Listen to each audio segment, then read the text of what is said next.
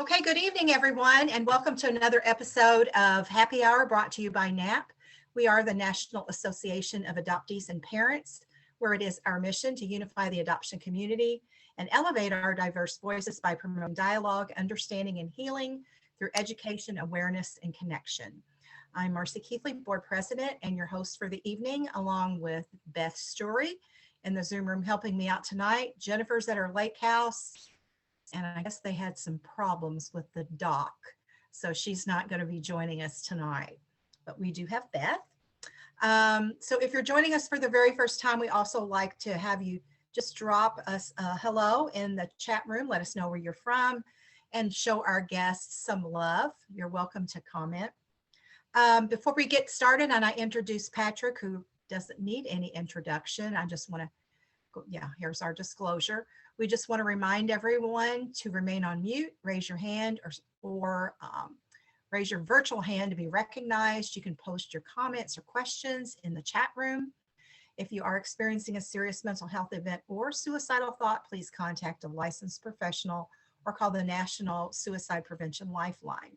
This is a public meeting with no guarantee that information or identity is confidential, and portions of this event are recorded. And we also welcome everyone to join us on our Adoption Happy Hour Facebook group page. That's a private page where the replay will be shared. Okay, so welcome, Patrick. Welcome, welcome. Well, we just love having you this evening. I'd just like to read a little bit about Patrick first before we begin. He is an artist, writer, and musician. Born in Chicago, he has lived most of his life in the Midwest and California, where he currently resides in San Diego. His book, Becoming Patrick, a Memoir of Adoption, was a San Diego Book Awards finalist and is currently available worldwide.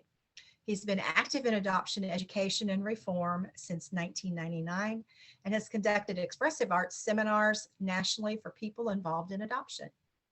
His photography has been exhibited widely for 25 years, and he plays clarinet in the Hillcrest Wind Ensemble.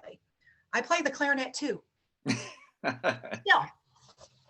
Good for you. Not professionally, but welcome. Welcome to Happy Hour.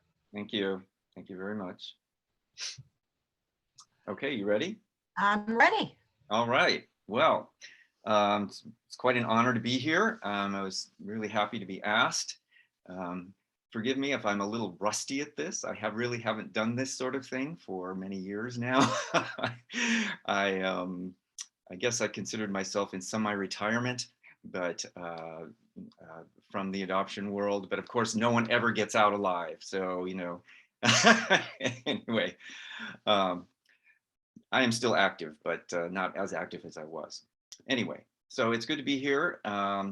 And I'm assuming that most of the people here are either adoptees or birth parents or adoptive parents, if there are any adoptive parents. So I called this, you know, past, present, and future reflections on a 32-year journey, which is a pretty tough thing to cover in 45 minutes. But so I've kind of narrowed it down to just a few areas that I think I want to focus on. First, I just want to say a little bit about my story and kind of give you an idea where I started from and kind of take you through to where I am now.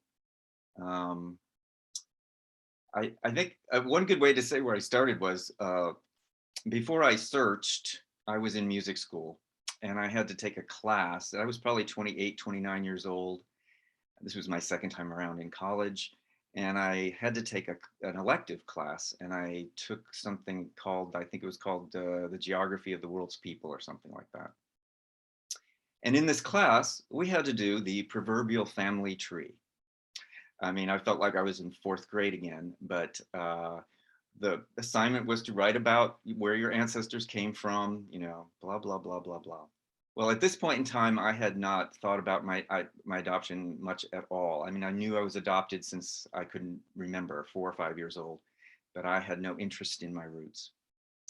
And so when it came time to write about this topic, I ended up writing all about what I knew about my adoptive family history as my actual genealogical roots, and didn't even tell the teacher that I was adopted and didn't know them. So I think that's kind of where I started. And it took a couple more years after that of, I think, some challenging life experiences to get me to a point where I felt like I needed to take some significant steps to feel like I belonged in the world and had some direction. And so I started going to therapy, and it took about a year of therapy before I would even acknowledge the question of where I came from.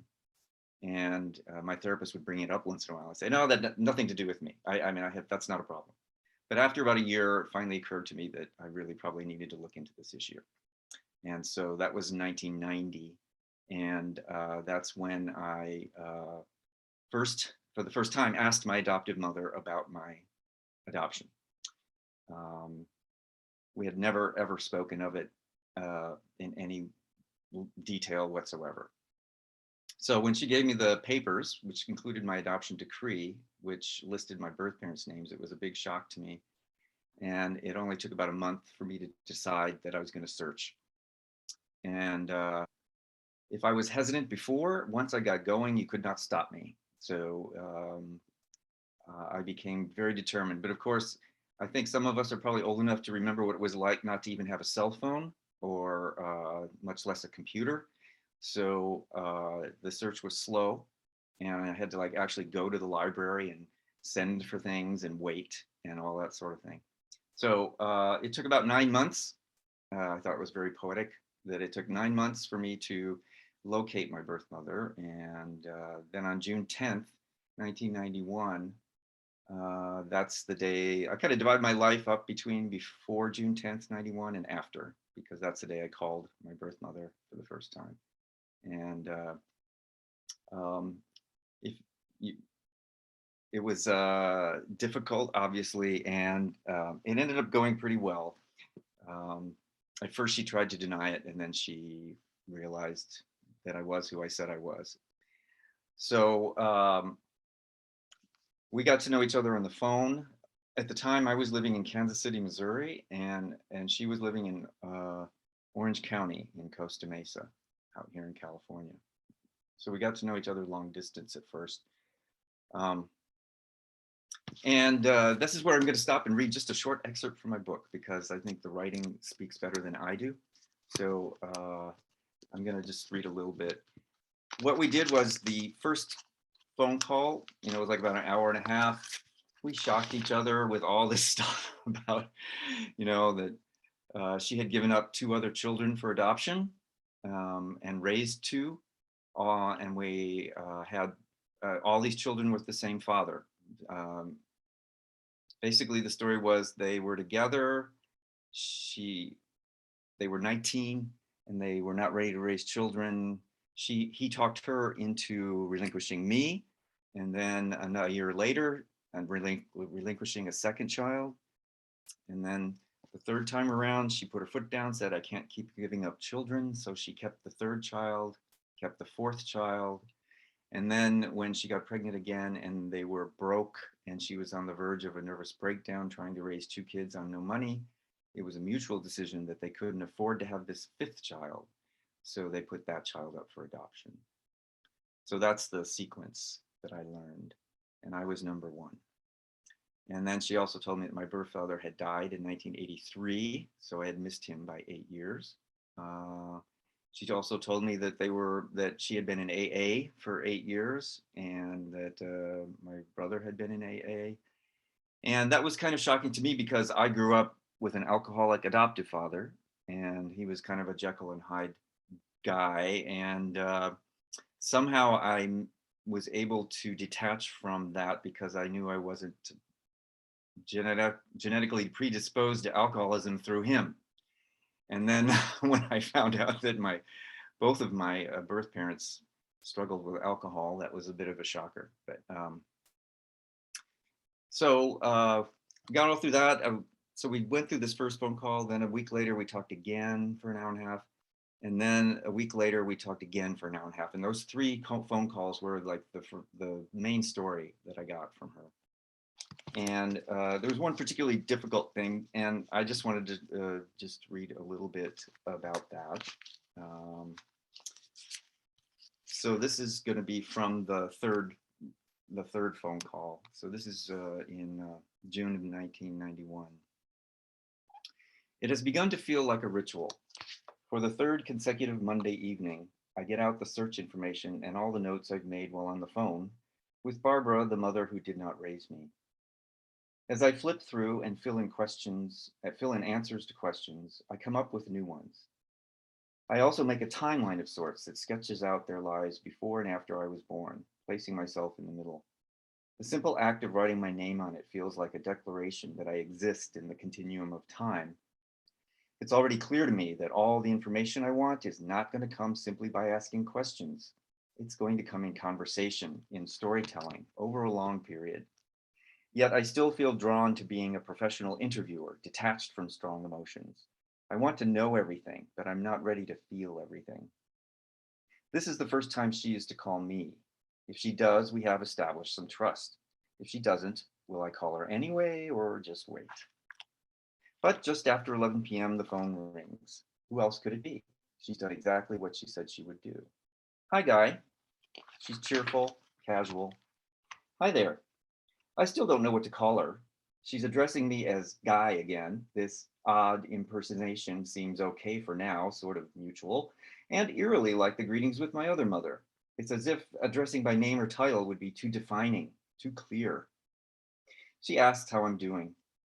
Well, I've been up and down and all around. How about you? About the same. Did you get my letter?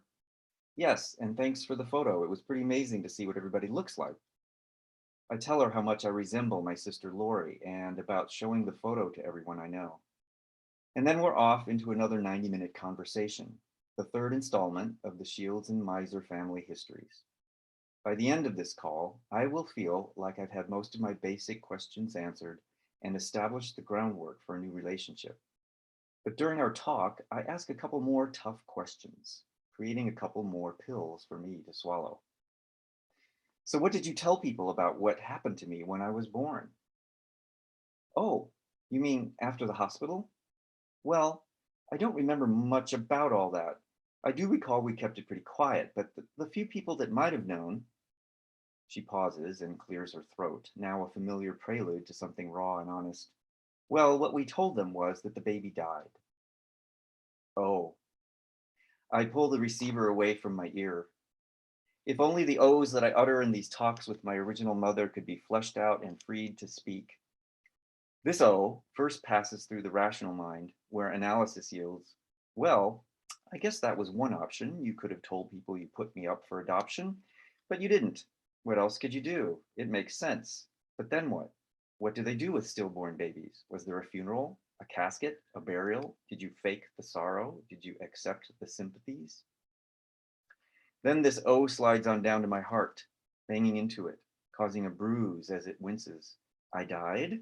So in the eyes and minds of my original family, I did not exist? No one to ask about me after that? Maybe no one even wondering?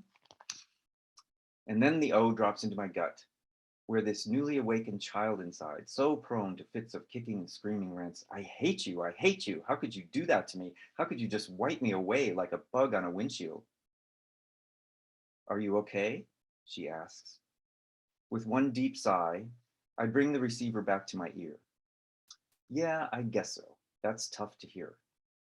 I know, her voice quivers, but I made a decision to tell you the truth, what I can remember of it. It's taken me a long time to begin to do that, and I want to start things out right, even if it hurts. Slowly re-engaging in the present, I speak quietly. Yes, I think you're right.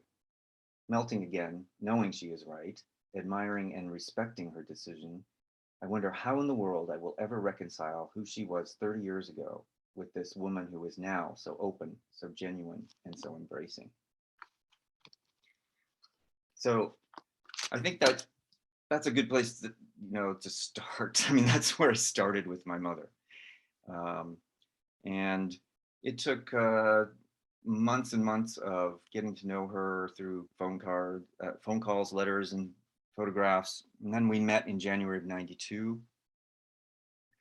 And when I kind of moved out to LA to stay with friends and specifically to meet them. And so we met on January 15th, 1992, another big day. And that's a day I'll never forget. What I remember the most is walking up to the door. She lived with my sister and my niece, but they were not home. We arranged it so that I would get there when Barb was alone, my mother, and so we'd have a couple hours alone. So I walked up to the door. It was a warm day. It's January in LA. It was a warm day, and the screen door was open, and I just stood at the screen door, and I could hear her inside the kitchen, just kind of moving pots and pans, kind of clinking here and there, humming. And it was like really one of the most precious moments of my life, because I felt like here she is. I've never met her, but I can hear her preparing dinner for us. And it was just a really amazing moment for me. And so I finally knocked, and she came, and we had embraced. And as I like to tell people, that is the hug that went all the way down to my bones. I will never forget that hug. My search buddy friend back in Kansas City, she had just reunited a year before and told me how it felt like a settling when she met her mother. And that's how I describe it too, is it's like that hug allowed something to settle deep inside that you didn't know needed settling until it settled. And so anyway, we had a pretty good reunion, and my sister came home, we ate. My niece, I look very much like my sister. We could talk nonstop right away. We were both driving 1986 white Mitsubishis when I found the family. I mean, my sister Lori and I were, like that. And so after that, I spent 5 months in LA, and got to know my aunt, a whole bunch of first cousins, an uncle. Went through the whole thing. And then my plan was to move back up to San Francisco, where I'd lived before. But by the time I got up there, I was an emotional wreck. I could not function because I didn't have a way of processing all these emotions that were coming up, all the sadness, the loss, the grief, the anger, which I had buried for 32 years and didn't know how to deal with. So I ended up going into a major depression, which I had never experienced. And it took me a long time to even accept that. So I found myself back in Chicago at my adoptive mother's, because she worked for a county health department and I could get help quickly and cheaply. And I think there was this sort of proverbial going home that I needed to do. It was like, I had to be in the darkest days of my life to be willing to go back to Chicago. And but I felt like I didn't have much choice. So I went back.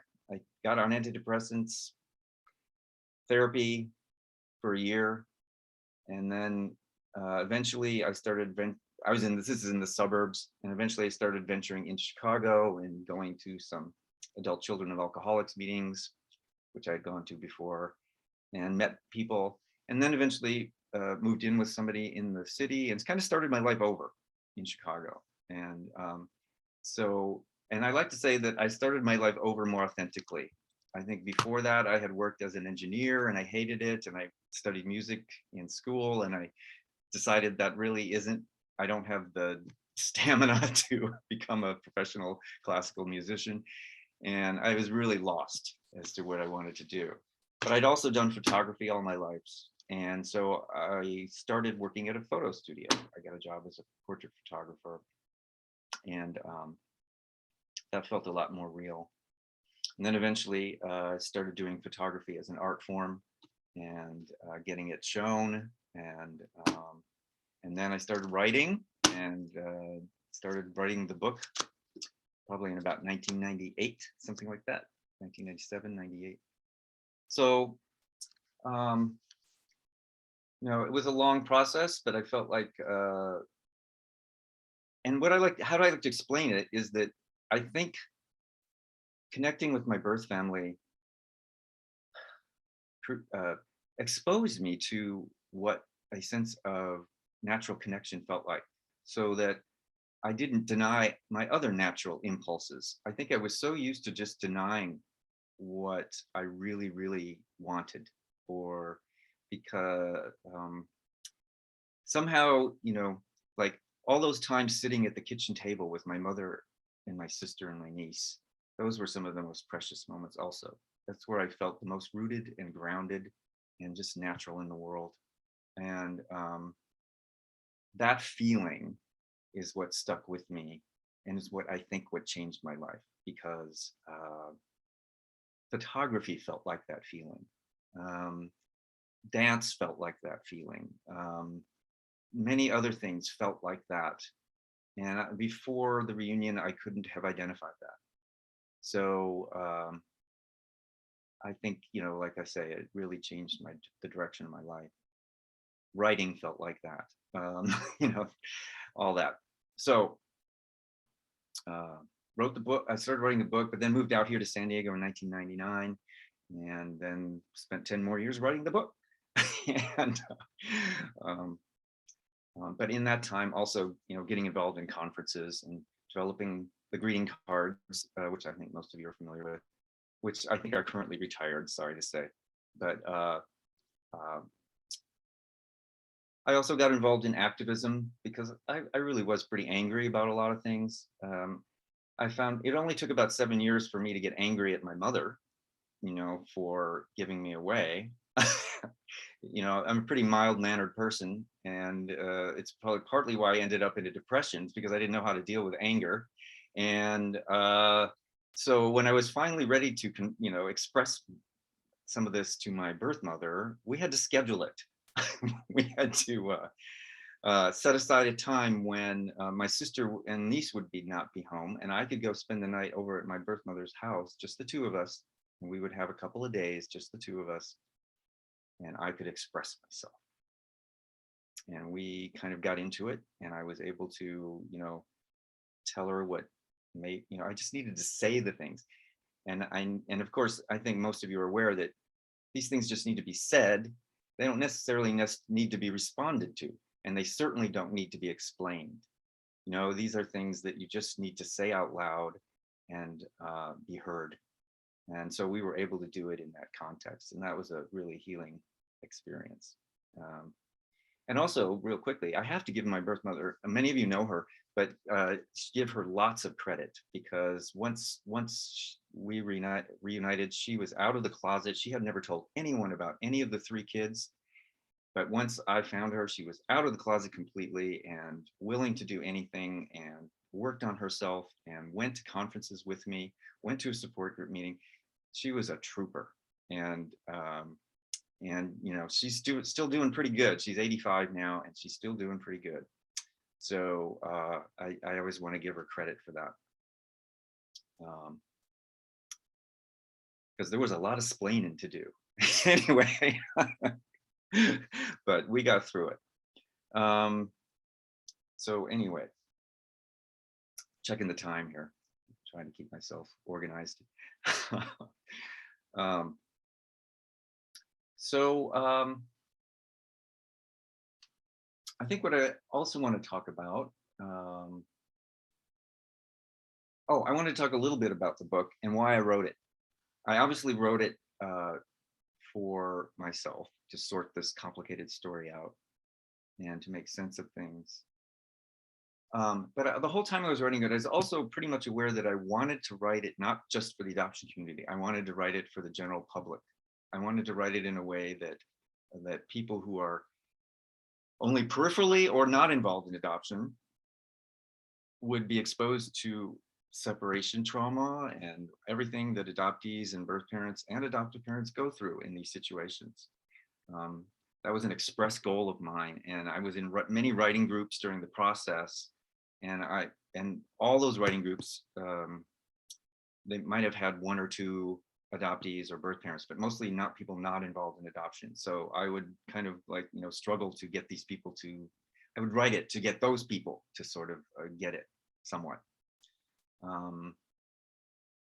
Because I think that, I wanted to make a contribution to general understanding in the public about what this is all about, because there is so much misunderstanding about all this that leads to bad policies, bad laws, bad, perceptions.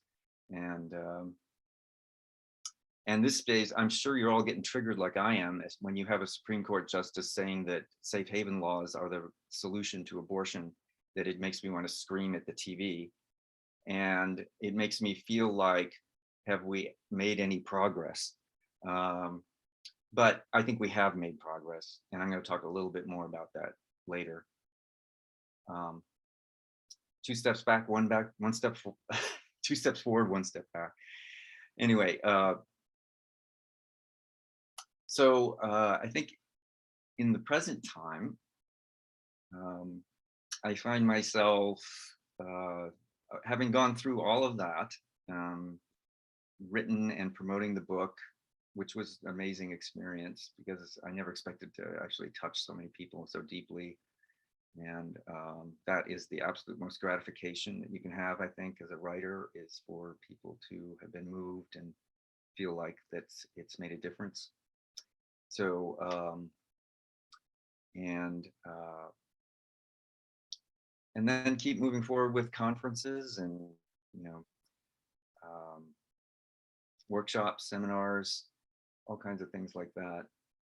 I wanted to talk a little bit about what I feel like were some of my struggles, because I think I still have struggles after all this time. I've been, going to support group meetings for 29 years. Started in 1993 at a Cub meeting in Chicago, and have been pretty much involved with Cub ever since. That group has been my main support group, the support groups from there. And for about the last 10, I've been facilitating the Cub group here in San Diego, which is on Zoom now currently also. So we're getting people from around the country as well. But,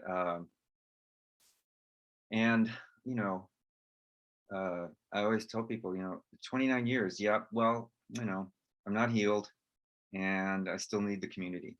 We all still need the community because nobody else gets it really. And I feel like it's one of the more valuable things I can still do. So things I still struggle with are, I would say, even now, and I think we touched on this last week, but not quite feeling a part of either family, and at the same time feeling like I'm with both families. I still sometimes struggle with whether to separate or integrate my 2 families. They are both aware of each other. My 2 mothers have met 4 times. They are like night and day, which explains a little of my schizophrenic life, I think. But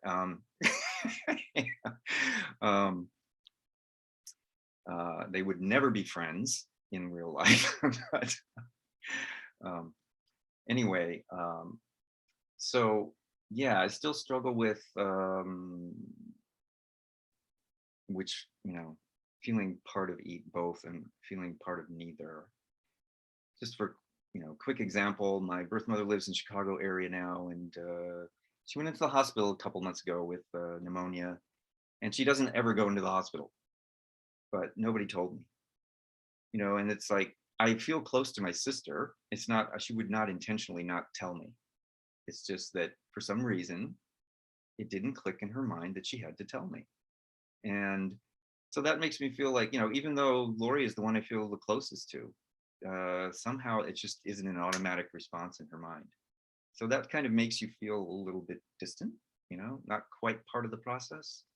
And then my adopted brother, who found his birth family about 3 years ago and is having a wonderful reunion with 4 siblings, has been not as communicative lately. And, I don't blame him. I mean, he's finally got his siblings, and not that I feel spurned by him either, but there's just these little elements of, who is who and who do I feel close to. There are times when I feel like I'm really on my own, and I've always made my own family. I mean, as a gay person also, I mean, very early in life, I figured out I had to create some of my own community. And as a young gay person, I was already doing that. And I never really lived around my adoptive family. I was physically distant from them. And so I've always considered friends and lovers and community to be more of my family. But the older I get, as I'm 64 now, and I'm sort of like feeling like, well, this family thing is kind of getting, I really want to sort it out. I mean, I want to know, like, am I going to be part of these families as they age and as I age? And what is my role in their aging? And, all that, those sort of questions are coming up for me. So that's what I'm dealing with now. I also struggle with feeling worthy of success. I still struggle with feelings of, I also have always struggled with intimacy, long-term relationships. The longest romantic relationship I've ever had is a couple of years. And I've looked at that and I understand a lot of what that's about. I won't bore you with it, but so I've kind of come to some acceptance of that. That doesn't bother me nearly as much as it used to. I'm just pretty much okay with where I am. But it's still something I look at, and I still somewhat associate with separation trauma, all that sort of thing that I went through. Then I also like to share, when I'm talking about this stuff, is the positives and strengths that I think I have as a result of being adopted. Because I think truly adopted people can easily have more of a sense of empathy for other people and what they go through. You can also,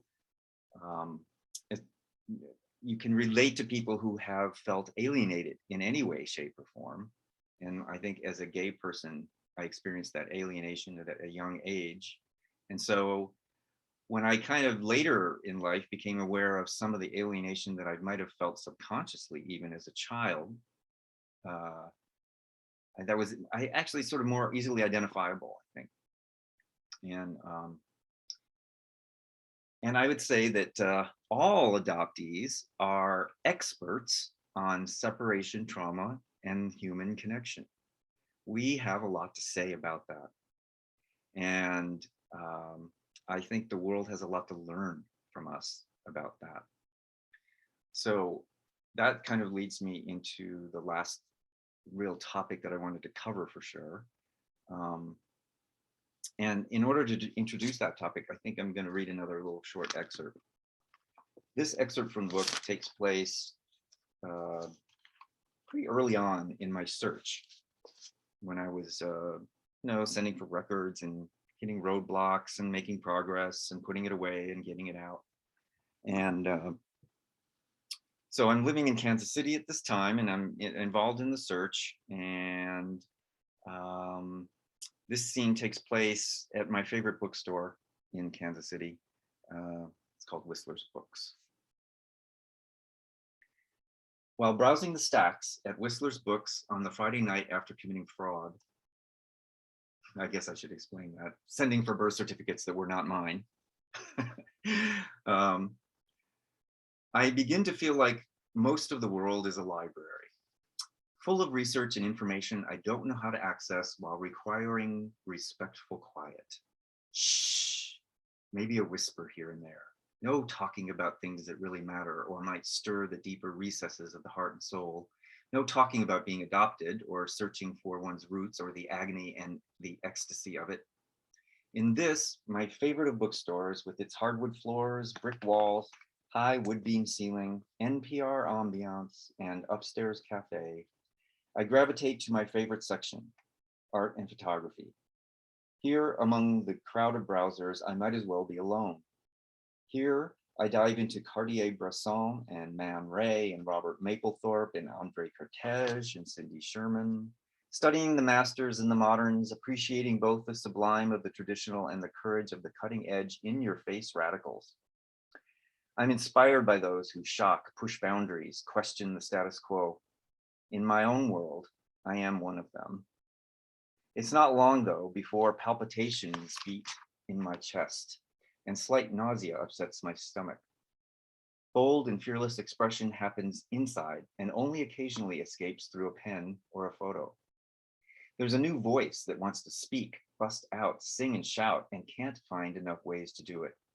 It wants to strike up conversations with strangers and talk about art and politics and being adopted, religion and sex and being adopted, philosophy and theater, and oh yeah, being adopted. I want to ask the middle-aged housewife in the world history section to imagine not knowing your own history that is part of the world's and having unknown blood relatives who could be anywhere from Siberia to the mystery section across the aisle. I want to ask the cute young guy in the gay and lesbian section to imagine that you might have dated or slept with your brother or sister and not known it. I want to ask the young urban professional in the spirituality section to imagine not knowing for absolute sure that you were born of human beings. But that voice is silent, can't seem to break through. When I hear about autism, I feel like that voice in me is autistic. When I see a mime on the street, I feel mute. When I hear someone telling a story with a great fanfare, I feel envious of their freedom to express, and then I feel sad and then angry. How will this voice ever learn to speak? And how did it get so buried? As I peer at Andrei Kartez's underwater swimmer photograph, I become disoriented by the photo's distortions of the human form. A man wearing only a striped Speedo-like suit is viewed from above, fully extended between strokes. The longer I stare, the more the light reflections in the water remove him from any context. He could be floating, drowning, or flying over the earth. He may have just shed his clothes, dived in, and is about to jump out, clean, refreshed, and exposed to the world, standing tall, his confident face and erect posture proclaiming, "Here I am free." If this is what Kartez's swimmer is doing, I want to be him. With moist eyes distorting the image even further, I feel for a moment my deepest, truest self, a moment of complete peace. But quickly return the escalating heartbeats, the shorter breaths, the quivering lips. With a shudder, I realize that every time I do art or photography or dig deeper into my roots, or simply attempt to speak from my heart of hearts, I have felt a pervading sense of shame. And at the deepest level, underneath the shame of having an alcoholic father, underneath the shame of loving men in a heterosexual society, lies the shame of adoption. I realize now that the shame is not actually from being adopted, it is from knowing I was given away, not kept, not wanted, defective. I feel my body tingling, like I might have a spasm and shake it all loose. I fully realize for the first time that this has been with me my entire life, underneath everything, always. I stand very still, cradling Kartez's book, and close my eyes. I want to make this feeling go away. I want to disappear. I recall as a kid trying to do this, hiding under the bed, in the basement, in the proverbial closet. I recall once digging a small cave out of an embankment along a creek in my neighborhood and curling up in it. I felt so bad I think I wanted to die, and I didn't know why. Determined not to run out of Whistler's books, I notice a chair being vacated, scurry to take it, and attempt to avoid sinking any further into the void by chanting silently, "This is not a dark hole. There is nothing wrong with me. These books are not a dark hole. There is nothing wrong with art. The search is not a dark hole. There is nothing wrong with seeking truth." As I endeavor to hold on to these thoughts, art, seeking truth, and myself become connected. For me, there is beauty and shame in all of them. Maybe the shame isn't bottomless, though. Maybe creating art and searching for roots are paths through the shame. They both get the dark secrets loosened and out in the open. Indeed, maybe artists are some of the most courageous people in the world. So that was my low point. I mean, I think that was the depths of feeling like, that's how I felt as a kid growing up a lot of the time. And I think, from the time that I started working on myself and started writing and started doing things, I started to realize more and more that the arts are really, really crucial for me and for lots of people in healing. And that became much more focused in my life the older I got. Um, um, Back in Chicago before I moved out here, like I say, started exhibiting photography. I also met some people who did Gabriel Gabriel Roth's rhythms dance, which is a series of 5 different movements, improvisational dance. And you go through these series of movements, you know, from feminine to masculine to lyrical, and then chaos, and then you kind of, and it's, you know, it's sort of semi-structured into the go through these movements. Well, I did that for years, like almost once a week. And let me tell you, that was like instrumental in me getting out all of my angst and anger, whatever I could feel at that time. For me, it was a physical thing to get it out. And I did that for quite a long time. And then after I moved out here, I met more artists, and my friend Jody and I, also an adoptee, we put together a multimedia evening about arts and the adoption. Mimi was there, right? Mimi, you were there. This was 20 years ago. And that was really therapeutic. We did a dance piece. We had artists send in art from around the country. We did a huge installation. We had poetry, we had readings. It was, you know, it was really wonderful, and we did it twice.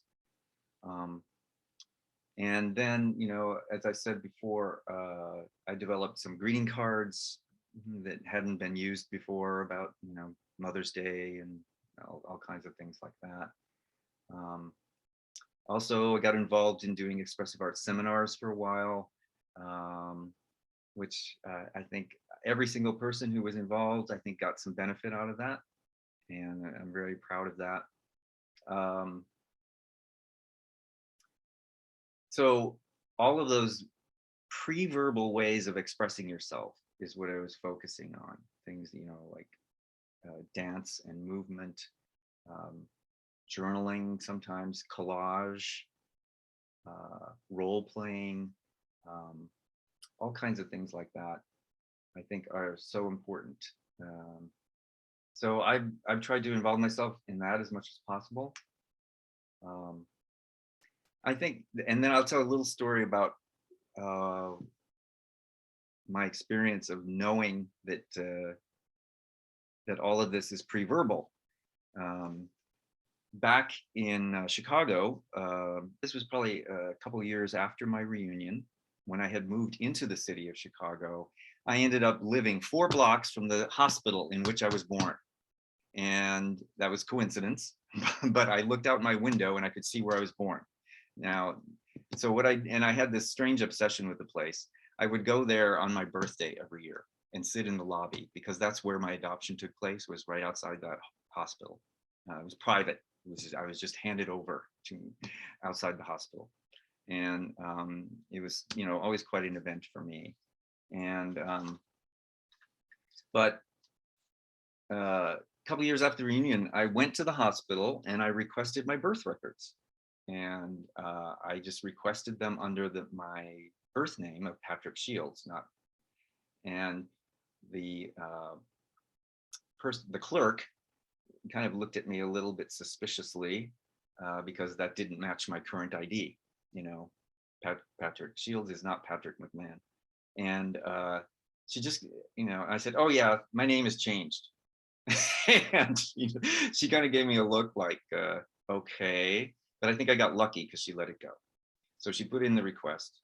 And then, so 2 weeks later, I came to pick up the records. And I went into the hospital. And back then, this is 20 years ago, you could actually walk right into the maternity ward. I went up to the maternity ward and I found a nurse who looked like she was old enough to be there when I was born. And I asked her where the labor room was, delivery room and all that. And she said, oh, yeah, the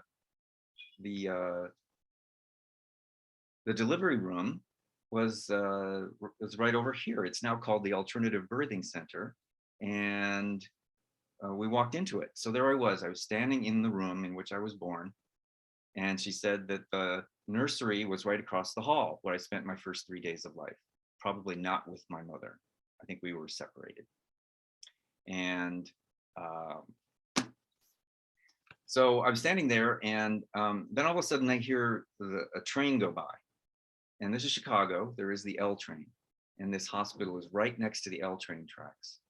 And so I kind of realized that I heard this sound of the L train those first 3 days I was in the nursery over and over and over and over again. And so that day when I walked out of the hospital and was walking back to my car, I walked under the L tracks, and a train went over right at that moment.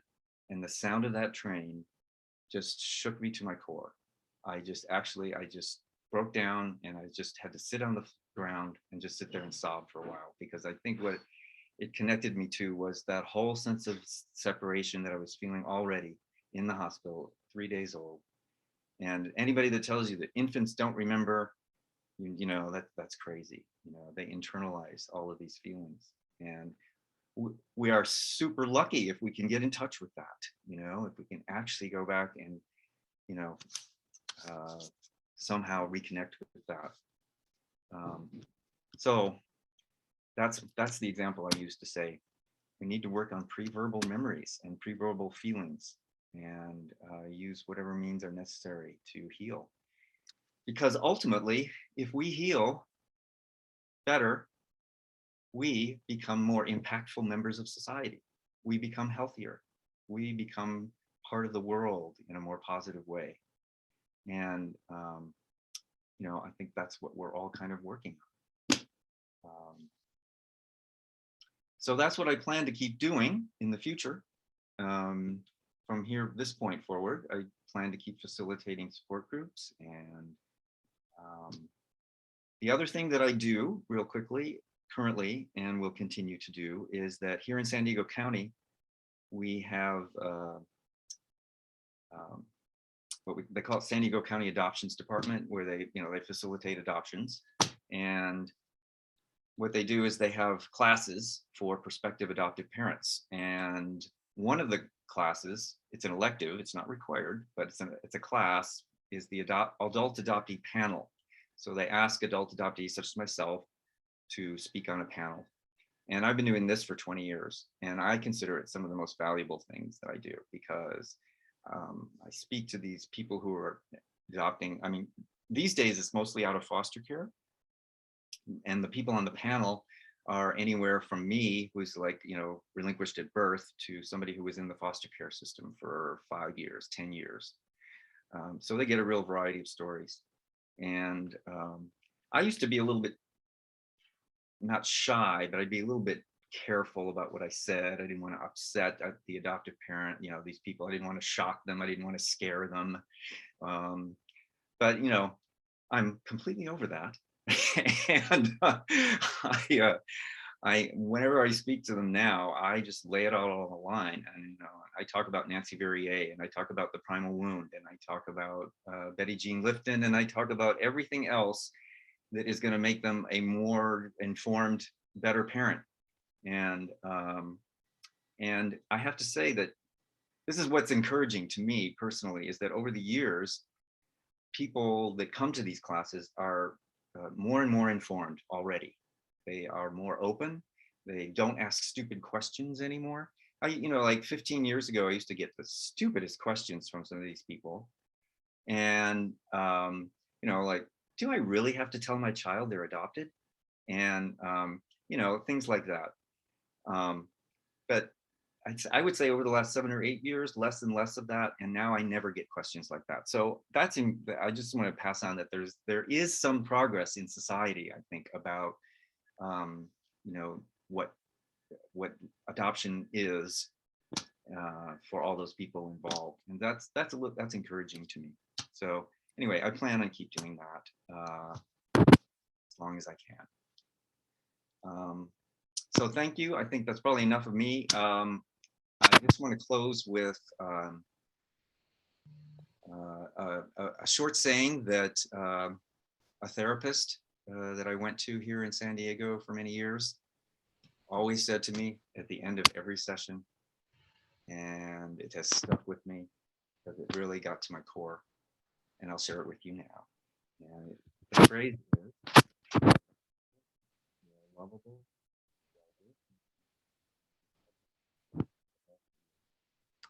Wait, we can't hear you. Can't hear me now? Can you hear me? No, you're starting to fade out.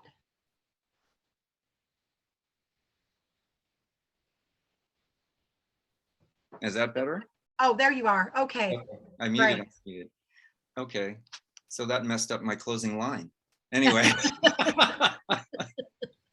Go right ahead. Start all over. Okay, so we were to the point where I was going to close, and I wanted to close with what a therapist shared with me at the end of every session. And this therapist was very wise about adoption and probably saw almost everyone I know here in San Diego. And what she would say to me at the end of every session was, "You are valuable, you are lovable, you are worth knowing, and you have been since the moment you've existed." So that's what I want to stay with. So thanks a lot. Thank you so much, Patrick. We really appreciate you coming on tonight and sharing your story. And, and congratulations on the book. That's not an easy thing to do. And you said 10 years, took you 10 years. Same for me. Yeah. A lot. It's not just writing, it's processing and then everything that goes with that. So congratulations on that. And I'm so glad that you were here to share your story. You were talking about the healing power of that too. And it really is. It's true. I mean, the arts is a beautiful way to express, our loss and our pain. And yeah, I can totally relate to that. So we want to thank you for coming on this evening, and we want to open it up to questions from all of you. And I think I was looking through the chat room and I was trying to see if anybody, Diana, I think you started out with one asking Patrick about relationships. Did you want to